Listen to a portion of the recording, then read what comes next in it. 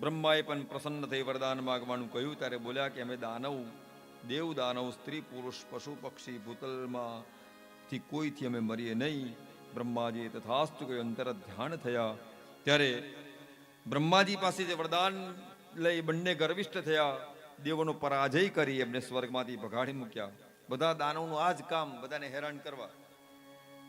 શંકર ભગવાન, બધા દેવો શંકર ભગવાન પાસે જાય, પ્રાર્થના કરી ત્યારે નિયતકાલ શિવ દેવીની સહાય લઈ એમનો વધ કરીશ આ પ્રમાણે આશ્વાસન આપ્યું.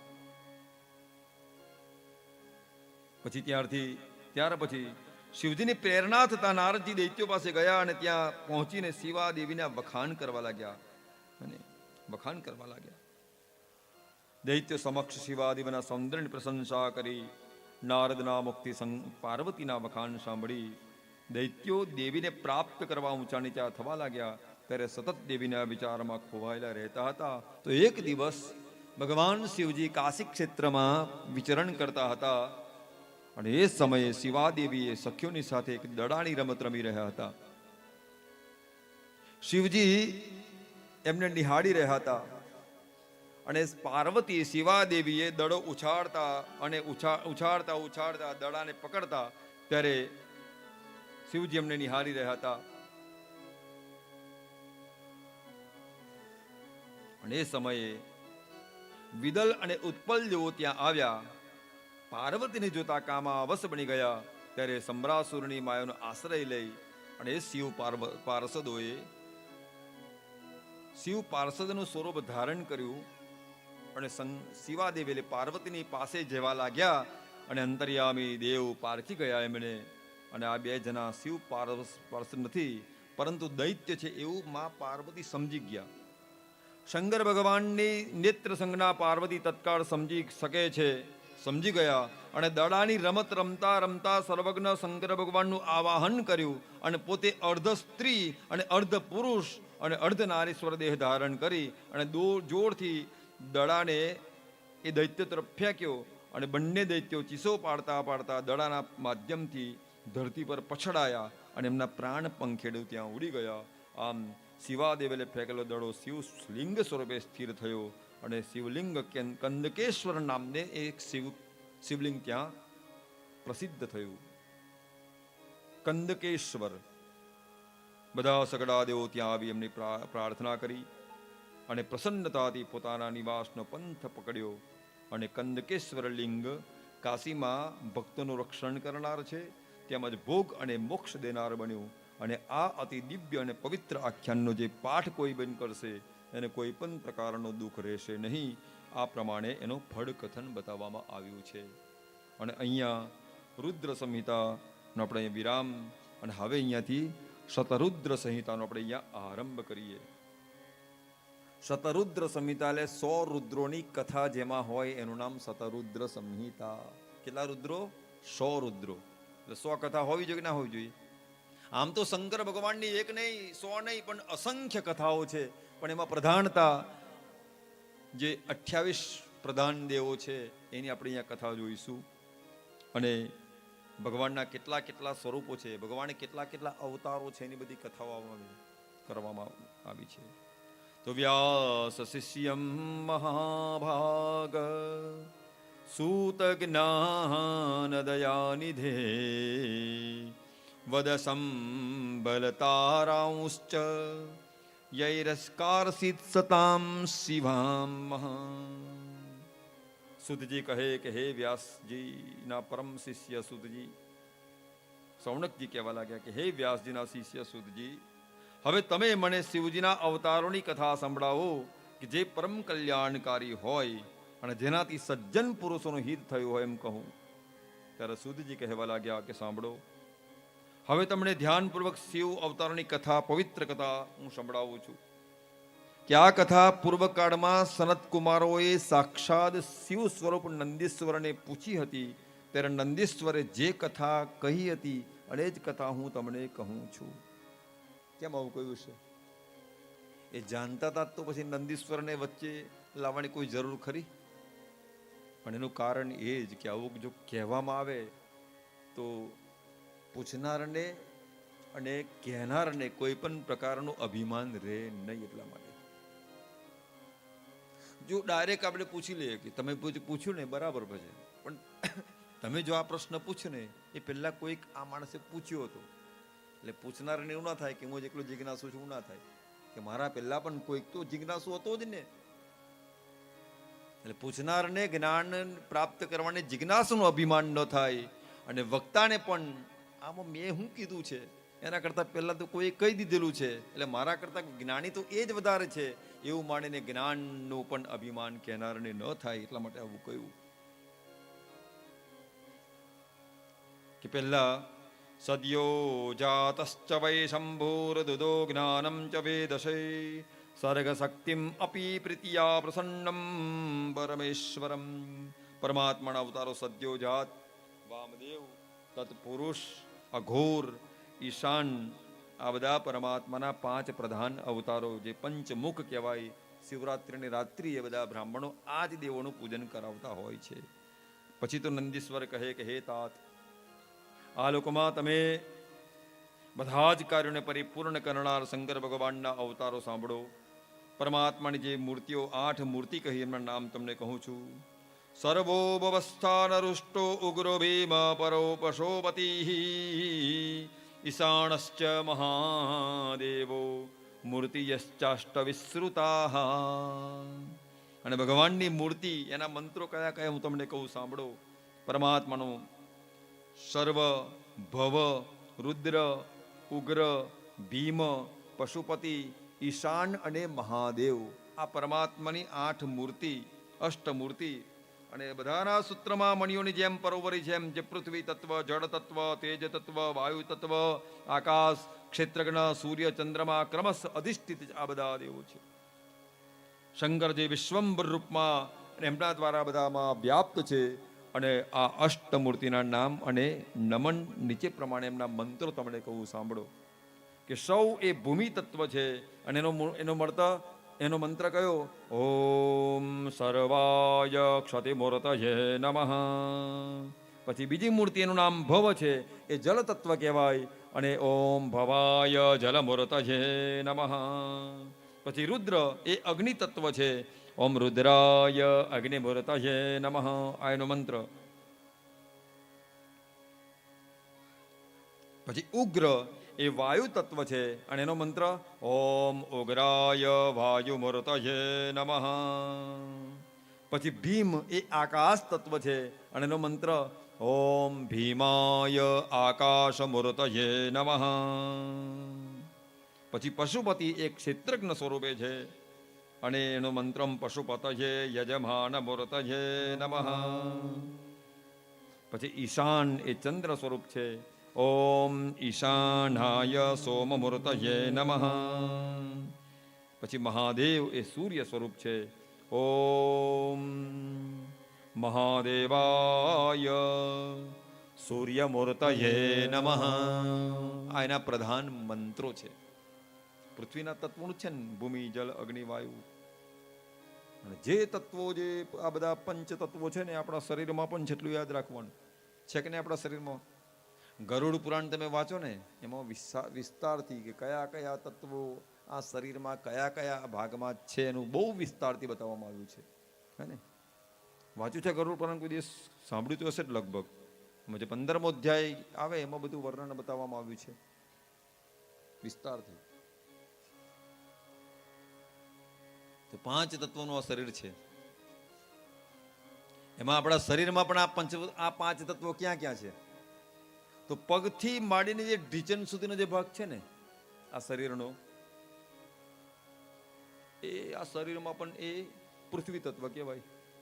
તમે વિચાર કરો, આ શરીરમાં કયો ભાગ એવો છે કે વધારે પૃથ્વીને ટચ કર્યા કરે? પગ જ છે ને. હા, પગ જ છે. આપણે ચાલીએ લે એમ જ થાય ને. પછી ઘૂંટણથી માંડીને કે નાભી સુધીનો જે ભાગ છે એને જળ તત્વ કહેવાય. આપણે એક ગ્લાસ પાણી પીએ એટલે ડાયરેક્ટ અહીં લગીન ના આવે. નાભીથી નીચે જે કિડની હોય ને, કિડની, એ ભાગ સુધી પાણી આવે, એટલે ભાગને શું કહેવાય? જળ તત્વ. નાભીથી કે હૃદય સુધીનો જે ભાગ છે, નાભીથી હૃદય સુધીનો ભાગ છે, એને કયો ભાગ કહેવાય? અગ્નિ તત્વ. ગીતાજીમાં ભગવાન બોલ્યા ને, અહમ વૈશ્વાનરો ભૂત્વા પ્રાણીનામ દેહમાશ્રિતઃ. ભગવાને બોલ્યા કે દરેકના હૃદયમાં વૈશ્વાનર નામે હું જ અગ્નિ રૂપે વ્યાપ્ત છું. એને આપણે જઠરાગ્નિ કહીએ. એ પાચન કરવાનું કાર્ય કરતું હોય છે. અને પછી હૃદયથી કે નાસિકા સુધીનો જે ભાગ છે એને શું કહેવાય? વાયુ તત્વ કહેવાય. શું કહેવાય? વાયુ તત્વ. આપણે જે શ્વાસ લઈએ ને, સામાન્ય શ્વાસ, એ હૃદય સુધી જ જાય, સામાન્ય શ્વાસ. પછી આપણે મોટા ઊંડા શ્વાસ લઈએ, પ્રાણાયામ, રામદેવ બાબાની જેમ, એનું આગળ પ્રસારણ થાય કે ના થાય? પણ સામાન્ય શ્વાસ જો આપણે લઈએ તો અહીં લગીને જ જાય. શ્વાસ લેવો અને શ્વાસ છોડવો, શ્વાસ લેવો અને શ્વાસ છોડવો. દિવસ દરમિયાન આપણે કેટલા શ્વાસ લઈએ એની પણ ગણતરી ગરુડ પુરાણમાં છે. હે ને? કેટલા શ્વાસ લઈએ આપણે? 21,600. કેટલા? બહુ હંસ હંસ હંસ આ રીતે. આપણે રાત્રે તમે ઊંઘી જતા હોય એટલે કહ્યું ને કે શ્વાસે શ્વાસે દત્ત નામ સ્મરણમ.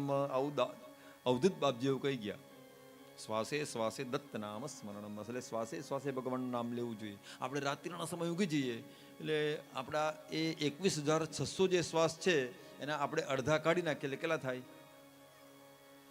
ગણતરી કરો, ખબર પડશે. કેટલા થાય? 10,800. કોઈક તો બોલાયું 10,800 શ્વાસ થાય. અને 800 માંથી પણ જો છેલ્લા 2 મિનિટના કાઢી નાખીએ એટલે 108 થાય. એટલે 108 મણકાની માળા હોય એટલા માટે. હે ને? શ્વાસે શ્વાસે ભગવાનના નામના જપ થવા જોઈએ. પછી નાસિકાથી કે મસ્તક સુધીનો જે ભાગ છે એ વ્યાપક આકાશ તત્વનું છે. હે ને? તેજ તત્વ છે. અને 5 તત્વો આપણા શરીરમાં વ્યાપ્ત છે. એટલા જ માટે કહ્યું છે કે દેહો દેવાલયમ પ્રોક્તમ શિખાયામ ચ દજાવહા. એટલા જ માટે આપણું આ શરીર, દેહ પણ એક જાતનું પરમાત્માનું મંદિર છે એવું માનવાનું છે. અને એમાં પણ પરમાત્મા દીપ્યમાન છે જ. દરેકના હૃદયમાં, દરેકના શરીરમાં પરમાત્મા છે જ. એટલા જ માટે આપણે અહીંયા બેસી શકીએ છીએ, એટલા જ માટે આ વગાડી શકીએ છીએ, એટલા માટે આપણે બોલી શકીએ છીએ, એટલા માટે વાંચી શકીએ છીએ. અને એટલા જ માટે જો ભગવાનના જ આપણા શરીરમાંથી નીકળી જાય તો આપણા માટે 4 જણની જરૂર પડે જ. પછી રામ બોલો ભાઈ રામ, કાઢો કાઢો કાઢો, એમને બધામાંથી કાઢો, ઘરમાંથી પણ કાઢો, રેશન કાર્ડમાંથી પણ કાઢો, કાઢો કાઢો થઈ જાય. પછી પણ છે એટલા માટે જ આપણે અહીંયા બિરાજિત છે, એટલા માટે હલનચલન થઈ શકે છે એટલું માનવાનું. દેહો દેવાલયમ પ્રોક્તમ. પણ એટલું યાદ રાખવાનું કે આ પણ એક જાતનું ભગવાનનું મંદિર તો છે જ. પણ એ મંદિર માં ભગવાન છે. કોઈ બી તમે મંદિરમાં જુઓ ને તે ભગવાન હોય, પણ ઉપર પેલી મંદિરમાં ધજા જો ના ફરકતી હોય તો આપણને લાગે હજુ પ્રતિષ્ઠા નથી, એવું લાગે આપણને. અંદર મૂર્તિ છે કે નહીં, શંકાસ્પદ લાગે ના લાગે? એ જ પ્રમાણે કહ્યું કે શિખાયામ ચ દજાવહા. અને એ મનુષ્યની જે આપણે શિખા ચોટલી હોય ને એ મંદિરની શિખા એ ધજા સમાન છે. એટલે દરેક પુરુષોએ શિખા રાખવી જોઈએ. એક જમાનો હતો કે પહેલાના ત્રિવર્ગના લોકોએ જનોઈ પહેરવાની હોય, પણ શિખા તો 4 વર્ણના લોકો રાખવી જરૂર છે. આપણે બધાએ બ્રાહ્મણો પણ રાખવી જોઈએ, પછી બધા લોકોએ રાખવી જોઈએ. શિખાયામ ચ ધજાવહા. એનું મહત્વ બતાવ્યું. તો 5 તત્વોનું મહત્વ બતાવ્યું છે. પછી તો શૃણુતાત મહાપ્રાજ્ઞ વિધિ કામ પ્રપૂરકમ અર્ધનારી નરાખ્યમ હિ શિવરૂપમ મનુત્તમાઃ. બ્રહ્માજીએ જ્યારે સૃષ્ટિનો વિસ્તાર કર્યો ત્યારે એમના દ્વારા એમનો વિસ્તાર ન થઈ શક્યો. ત્યારે એમણે પરમેશ્વર શંકર ભગવાનની આરાધના કરી. શિવ પાર્વતી સહિત પ્રગટ થયા. શક્તિને પોતાના અલગ કરી શિવજીએ બ્રહ્માજીને કહ્યું કે હે તમે વરદાન માગો. ત્યારે બ્રહ્માજીએ પરમ શક્તિને ભગવાન શિવની પૃથક થયેલા જોઈ અને એમની સ્તુતિ કરી. અને હે શિવે, આ તમારો પતિ દેવોનો પણ દેવ છે અને એમની કૃપાથી મારી રક્ષા થઈ. તો હે પરમાત્મા શિવ દ્વારા સમસ્ત સૃષ્ટિનું સર્જન કરો. અને હે શિવે, હું વારંવાર બધા દેવોને પોતાના મનમાં રાખું છું અને મારી સર્જન બુદ્ધિને ધારણ કરતા નથી. તો હવે મૈથુની સૃષ્ટિનું સર્જન કરવા ઈચ્છું છું, તો આપ કૃપા કરો.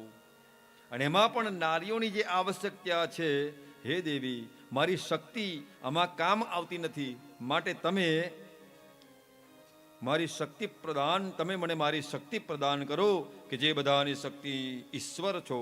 અને હે શિવે, તમે તમારા સામર્થ્યવાન સચરાચર જગતની સૃષ્ટિ માટે દક્ષની પુત્રીના રૂપમાં પ્રગટ થઈ જાઓ. શિવે નારી કુલમ સ્રષ્ટો શક્તિમ દેહી નમોસ્તુતે.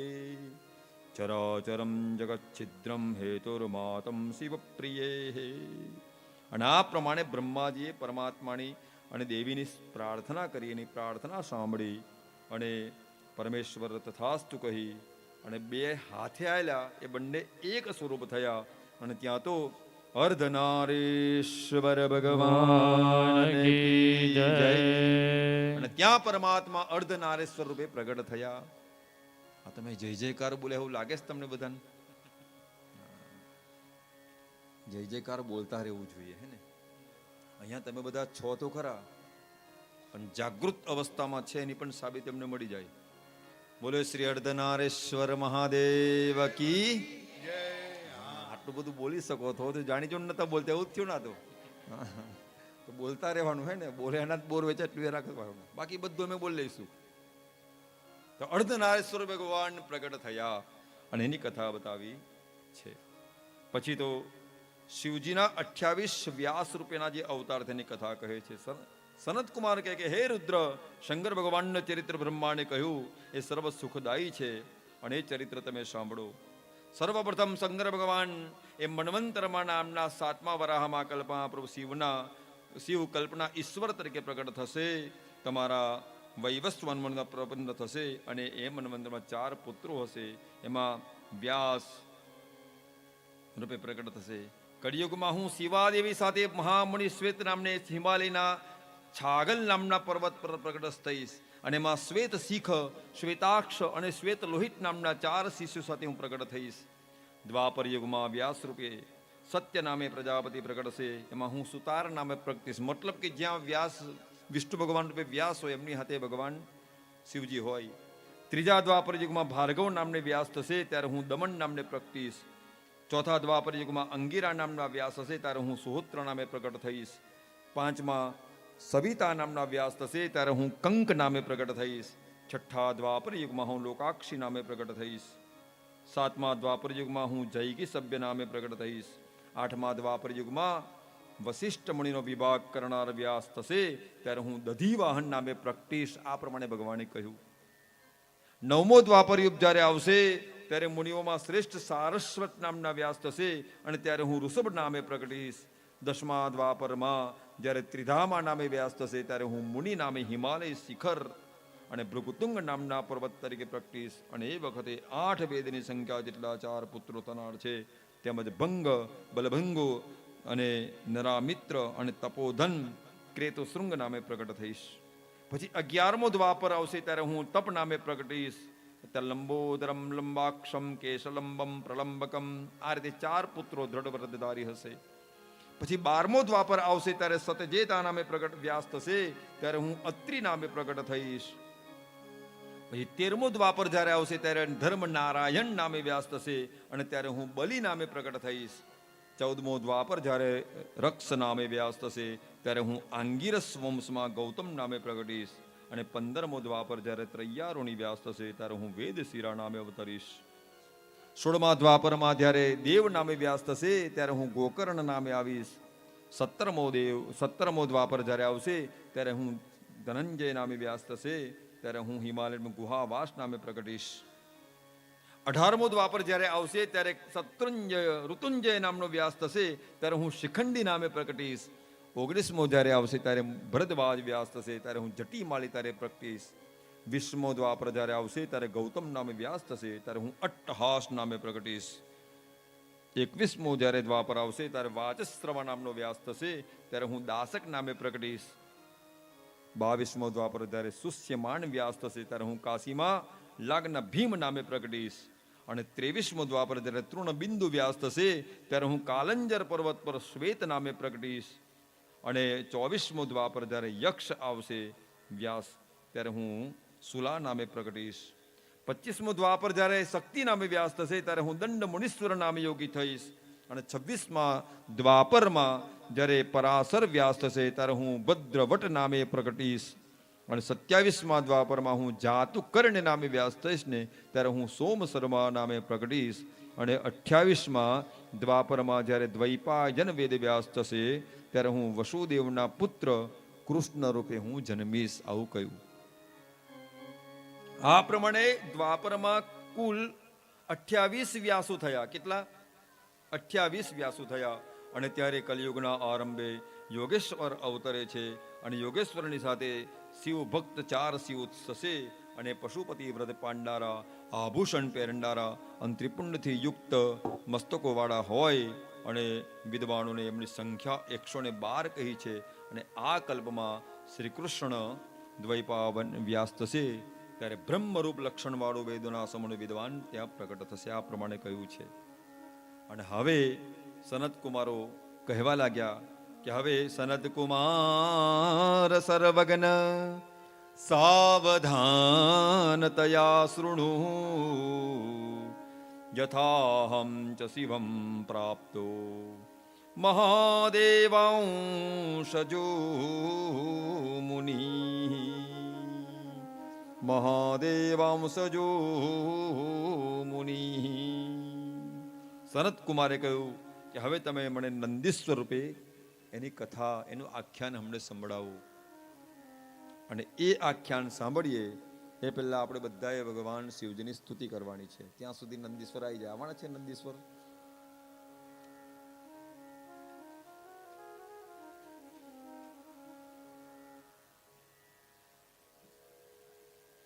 એવું છે? હા, તો ભલે નંદીશ્વર નહીં પણ એનું સ્મરણ તો થાય ને. એ આવે ત્યાં સુધી આપણે બધાએ ભગવાનની સ્તુતિ કરવાની છે. અને સ્તુતિમાં તમારે, મેં તમને તે દિવસ પણ કહ્યું નૃત્ય કરવું હોય તો છૂટ છે.